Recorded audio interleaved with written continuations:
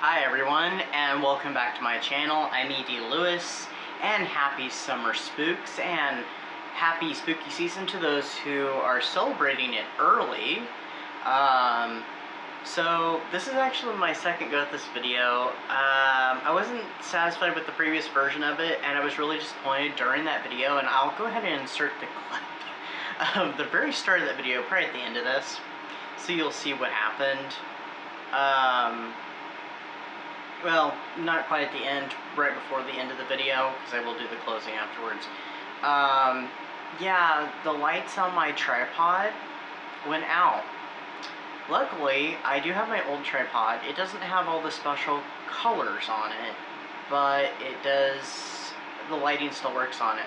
And I had it longer, and I used it longer than this one, so yeah, that's disappointing, but who knows, we might be able to still do some coloring with at least the editing and like tinting it occasionally, so we'll see what happens, especially for the PAX poetry videos. But anyway, today is another Summer Spooks video, and I think this is even more so a Summer Spooks.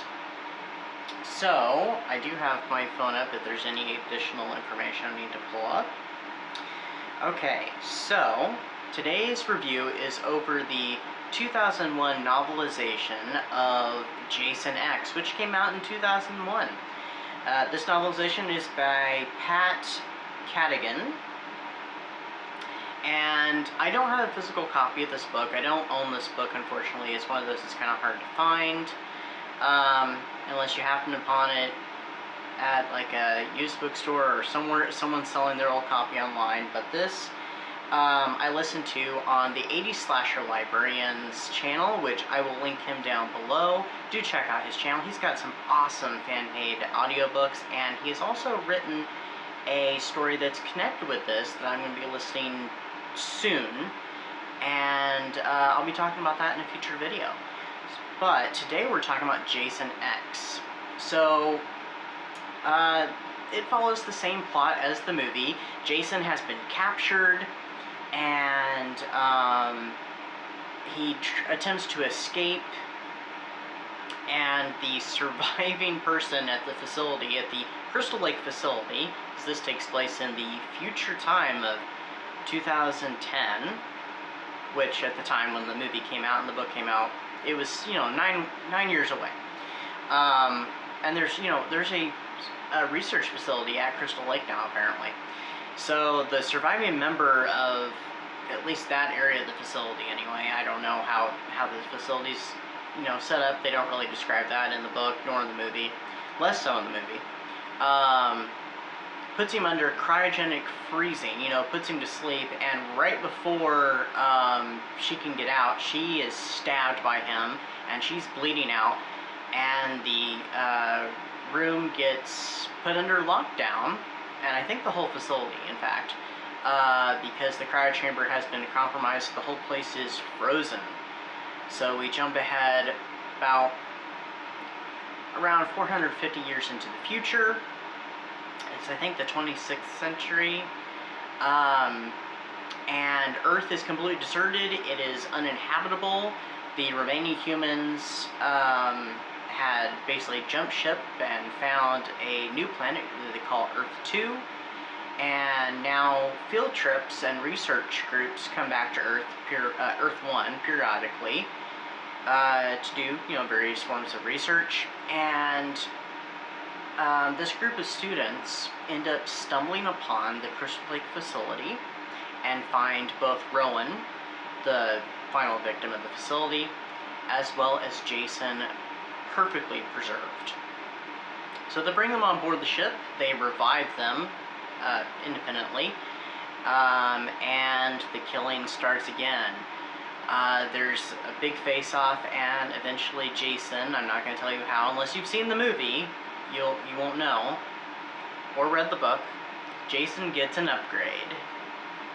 So, yeah, it's kind of a crazy story, and like I said, it follows the movie for the most part, except for it does deviate in places to give additional character information, some character development, backstories, and it's been a while since I saw the film, because I first saw the film last year, when I was going through the Crystal Lake book series, and I decided to watch most of the Friday the 13th movies. I didn't get to rewatch the remake slash reboot, and I didn't end up watching, of course, the crossover film, if you know what I'm talking about. I'm not a fan of that movie. I'm sorry, I'm just not, unpopular opinion, I'm just not a fan of it. But I watched this one for the very first time. This is one that I kind of had put off because I was just like, it sounds really stupid. I really enjoyed it. I thought it was very fun. It was very action-packed, and it worked really nicely with the sci-fi, and we got away from Crystal Lake, which the last time that happened was, you know, when Jason Takes Manhattan. But this one works better than that one, and, you know, it was very entertaining. The book is not as entertaining, though. I would say I like the movie more. A lot of the backstory stuff, I could have done without. Some of the characters, yes, but a lot of the kind of throwaway characters or characters that don't really mean much, we didn't need backstory on. There was something I did like. In the movie, it doesn't really explain how Jason gets loose at the facility. In this, they give you a little bit of information. It starts out a little bit before the opening of the film. And so, you kind of see what leads to him escaping. You don't see him actually escape at, you know, his confines, but you get a hint of how it happens, and the reasoning behind it. So, another interesting thing about this book is that you kind of get to be in Jason's head a little bit and understand kind of his methodology a little. I don't remember that being in, what was that one that I kind of called the Jason Apocalypse one? It was earlier this year. Oh, the Jason strain. I don't remember that being touched upon in the Jason strain at all. But maybe I just don't remember. But I mean, that one was a wild ride. I rated this book. I have it rated on Goodreads as 4 stars, and there's something I want to mention about the Goodreads thing in a moment. But I'm going to go ahead and give it right now 3.5.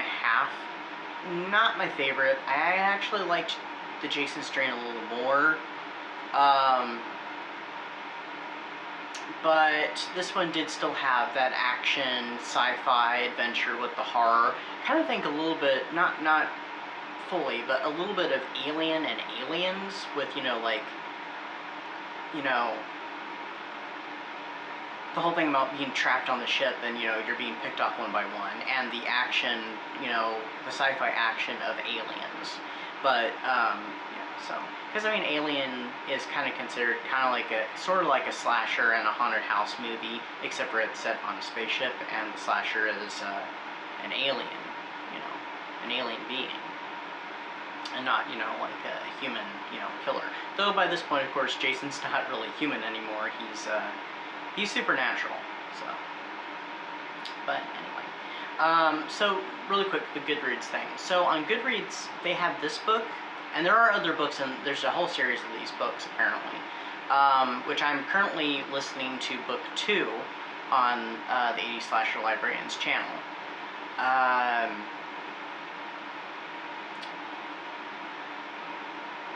Book 1 and book 2 are put on the same page, so I think most people are reviewing on their book 1 and not book 2, because you know how it gives where you can access multiple editions of the book, you know, and you can select which edition you read or whatnot. It has Jason X the Experiment listed underneath it as one of the editions, so, and they're both written by the same author, but yeah, it kind of makes it confusing. So I guess on my Goodreads, it's going to have that book on there twice. And I think when I discovered the confusion the other day, I think I already marked it as read because it still said I was reading Jason X. And I'm like, I finished with that one. Why isn't the second one on there? So I may have to adjust my reading log on there.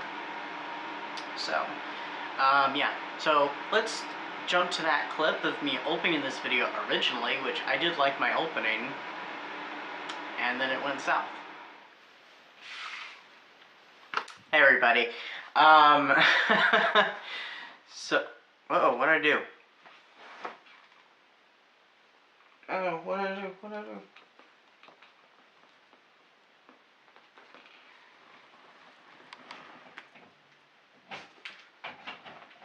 Oh no! Did my thing go out? Uh-oh.